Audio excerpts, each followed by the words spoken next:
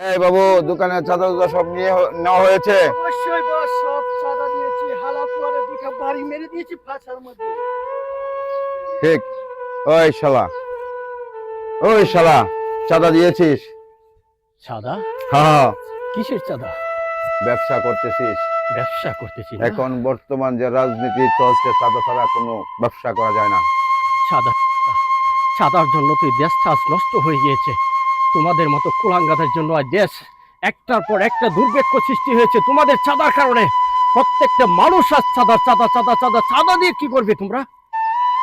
উপদেশ দিচ্ছিস বেটা আমাদেরকে, উপদেশ দিচ্ছিস। ওই কি বলে, সব মাথাটা পাঠিয়ে দিমু, বলেন আপনি এখনই পাঠিয়ে দিন। উপদেশ দেওয়ার সময় আছে এখন?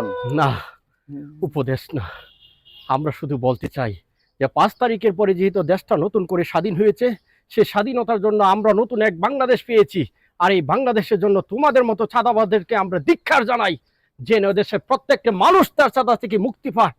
আমরা একজন সাধারণ ব্যবসায়ী মানুষ, ছোট্টখাটো ব্যবসা নিয়ে রুটের আশেপাশে বসে থাকি, আর তোমাদের মতো চাঁদাবাজদের জন্য এই দেশ আজ অবাঞ্ছিত ঘোষণা করা হয়েছে। কেন?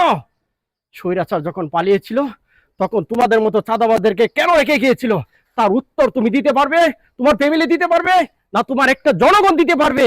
আর জনগণের উপরে যে ট্যাক্স তুমি বসিয়ে দিতে চাও, সেই ট্যাক্স তোমাদের জন্য একটা প্রাপ্য ছিল, এক কুরাঙ্গাদের জন্য। এই তোমাদের মতো চাঁদাবাজদের চাঁদা আমি শেষ করে দেবো। নিঃস্বাধীন জীবনযাপন করব, কিন্তু ওদের মতো চাঁদাবাজদের জন্য আমরা কিচ্ছু করতে পারিনি। তাই বলবো, বাংলাদেশের প্রত্যেকটা মানুষকে বলে দেব যে এদের মতো চাঁদাবাজদের দেখলে আমরা প্রতিহত করবেন, অন্যায়ের প্রতিবাদ করবেন। আমরা আপনাদের সাথে আছি, এদেশের 12 কোটি বাঙালির সাথে আছে।